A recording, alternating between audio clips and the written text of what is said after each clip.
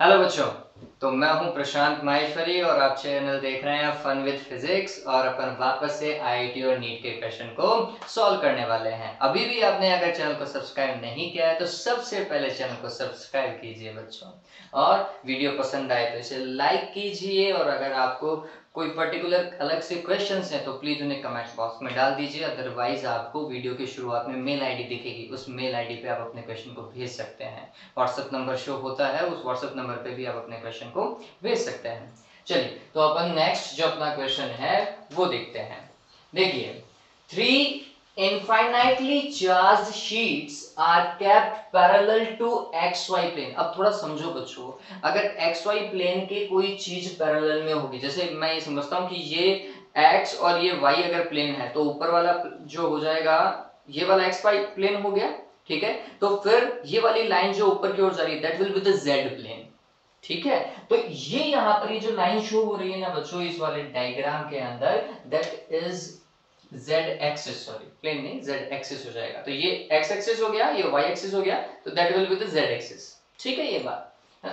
Okay, फिर parallel to xy plane having charge densities as shown into the figure, जैसा आपको देख रखा है। देखो चार्ज डेंसिटी दे रखी है, एक की सिग्मा है, एक की माइनस का 2 सिग्मा है और एक का वापस से माइनस का सिग्मा है। Then the value of electric field at point P, यहाँ पर पॉइंट P दे रखा है, वहां पर इलेक्ट्रिक फील्ड कितना होगा। देखिए कैलकुलेट करना बहुत ही आसान है, अगर आपको ये पता हो कि किसी भी चार्ज शीट के कारण इलेक्ट्रिक फील्ड कितना होता है। अगर आपने लास्ट वीडियो देख रखा है तो उसमें मैंने बताया था किसी भी चार्ज शीट के कारण कितना होता है, sigma divided by 2 epsilon not होता है, अगर उस चार्ज शीट का सरफेस चार्ज डेंसिटी कितना हो, सिग्मा हो, ठीक है। चलिए अब यहाँ पर समझिए कि इन पॉइंट्स का डिस्टेंस कितना है। तो हमने बोला कि ये जो पॉइंट है उसका ये 3a वाली शीट से डिस्टेंस अगर आप गौर करेंगे इट विल बी a। अब मेरे को कैसे पता चला कि ये a ही लेना है, तो मैंने देखा कि यहाँ पे z0 लिखा हुआ है और यहाँ पे z3a लिखा हुआ है, ठीक। इसका मतलब ये पूरे को 3 इक्वल पार्ट में डिवाइड किया, तो ऊपर वाला a, फिर इसके बीच वाला a और इसके बीच वाला a, तो इसका मतलब ये जो डिस्टेंस है दैट विल बी 2a, ऐसा ही होना चाहिए। चलिए तो हमने ऐसा काम करने की कोशिश करी और फिर ये वाली 3a हो जाएगी। हालांकि इससे कोई फर्क नहीं पड़ने वाला है। क्यों नहीं फर्क पड़ने वाला है, क्योंकि जब इलेक्ट्रिक फील्ड देखते हैं तो हमें डिस्टेंस से कोई लेना देना नहीं होता है, ठीक है। हम तो सिर्फ और सिर्फ चार्ज डेंसिटी के ऊपर काम करते हैं कि चार्ज डेंसिटी कितनी है, तो इनसे कोई फर्क नहीं पड़ने वाला है वैसे, ठीक है। तो अगर ये ए भी नहीं हुआ तो भी कोई दिक्कत वाली बात तो है नहीं अभी भी, ठीक। तो चलो मैं इसको हटा ही देता हूं एक बार के लिए, काम करता है। तो इसके पास में सरफेस चार्ज डेंसिटी जो है वो प्लस की है बच्चों, प्लस की होने के कारण इस z is equals to 3a वाली प्लेट के कारण इलेक्ट्रिक फील्ड कहां की ओर आएगा, नीचे की ओर आएगा। ये बात ध्यान रखना, दैट विल बी E1, मैं E1 बोल रहा हूं, ठीक है।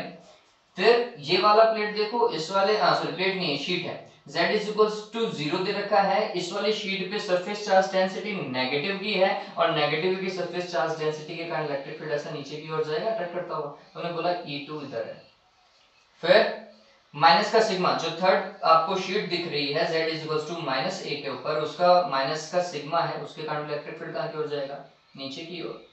आप गौर करेंगे तीनों इलेक्ट्रिक फील्ड जो है वो एक ही डायरेक्शन में जा रहे हैं, so the resultant electric field will be the sum of these three, यही तो होगा। तो हमने बोला resultant electric field at point P will be E1 plus E2 plus E3। अब आपको सिर्फ और सिर्फ वैल्यू पुट करनी है, ठीक है। कितना भाई, E1 इस वाली प्लेट के कारण था, तो हमने बोला इसका सरफेस चार्ज डेंसिटी कितना, सिग्मा, तो ये हो जाएगा सिग्मा डिवाइडेड बाय बच्चों 2 epsilon not, okay, plus E2 किसके कारण, माइनस के 2 सिग्मा के कारण। लेकिन ये बात ध्यान रखो हम मैग्नीट्यूड में काम कर रहे हैं, ठीक है। जब डायरेक्शन देखना होगा तो हम बता देंगे लास्ट के अंदर, एंड के अंदर एक ही डायरेक्शन। देखो z ऊपर की ओर प्लस का है तो नीचे की ओर माइनस का z होगा, और z को लिखते हैं k कैप से रिप्रेजेंट करते हैं, तो माइनस का k कैप बोल देंगे लास्ट में, ठीक। तो हमने बोला E2 नीचे की ओर काम कर रहा है और उसके लिए सरफेस चार्ज डेंसिटी का मैग्नीट्यूड 2 सिग्मा है, तो ये होगा 2 sigma divided by 2 epsilon not, ठीक है। फिर E3 इसके लिए था, है ना, z is equal to minus a वाली शीट के लिए था, तो हमने बोला माइनस का सिग्मा नहीं लिखेंगे, प्लस का सिग्मा लिखेंगे, sigma divided by 2 epsilon naught, यही करते हैं। चलिए 2 से 2 cancel, sigma divided by 2 epsilon naught और sigma divided by 2 epsilon naught will be sigma divided by epsilon naught, और ये कितना होगा, प्लस का sigma divided by epsilon not.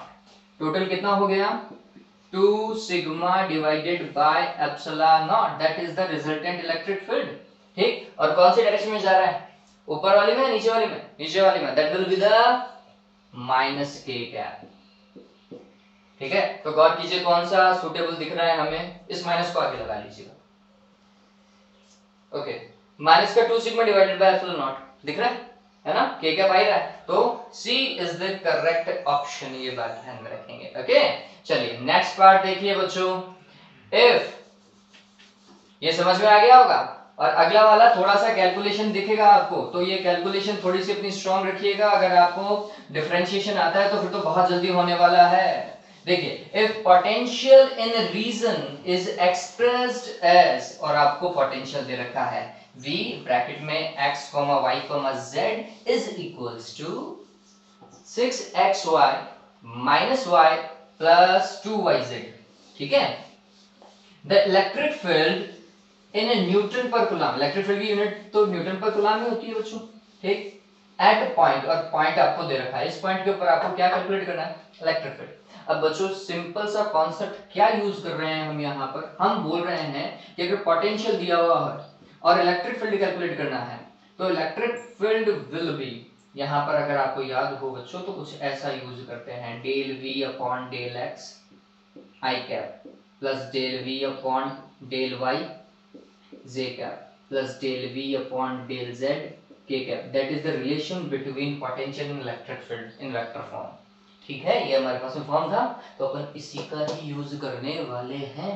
बस आपको जल्दी से क्या निकालना है, del V upon del X, del V upon del Y और del V upon del Z निकालना है जल्दी से। तो सबसे पहले यही काम कर लेते हैं, मैं बोल रहा हूँ del V upon del X calculate कर रहा हूँ मैं साइड में, तो डेल अपॉन डेल एक्स, देखो भाई v की वैल्यू कितनी है, 6xy minus Y plus 2yz।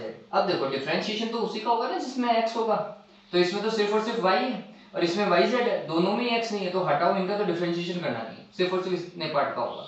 ठीक है, और 6xy का अगर मैं डिफरेंशिएशन करूंगा तो 6y तो बाहर आएगा क्योंकि कांस्टेंट टर्म हो जाएगी x के रिस्पेक्ट में, और अंदर क्या रहेगा, dx डिवाइडेड बाय dx या del x divided by del x, cancel हो जाएगा, कितना आएगा 6y, पता चल गया।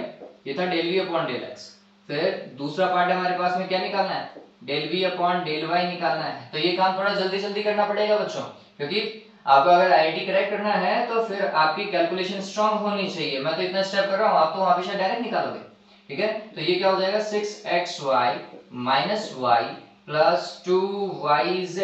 देखिए ओके, y तीनों ही टर्म के अंदर आ रहा है बच्चों, तो तीनों का डिफरेंशिएशन होने वाला है। तो अब समझिए यहाँ पे 6x को बाहर रखेंगे और इसका डिफरेंशिएशन वैसे भी 6x ही होने वाला है, y का 1 हो जाएगा, यहाँ पे इसका कितना हो जाएगा, माइनस का 1 हो जाएगा, यहाँ पे इसका 1 होगा, रिमेनिंग कितना रहेगा, 2z रहेगा। ठीक है, तो that will be del v upon del y, यही तो था। ठीक, फिर इसके बाद में तीसरा हमें क्या चाहिए, del v upon del z चाहिए। Del v upon del z देखो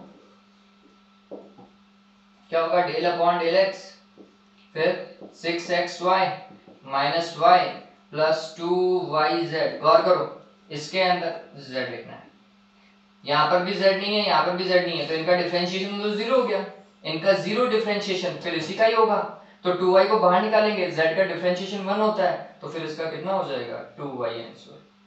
ठीक है, पता चल गया इलेक्ट्रिक फील्ड। ठीक, चलो वैल्यू पुट करता हूं मैं, electric field E is equals to minus del v upon del x, del v upon del x कितना है 6y और i कैप लगा देते हैं, फिर plus del v upon del y, del v upon del y, ये थोड़ा सा टर्म बड़ा है, तो प्लस यहाँ पे लिख देते हैं 6x माइनस 1 प्लस 2z और यहाँ पर z क्या आ जाएगा।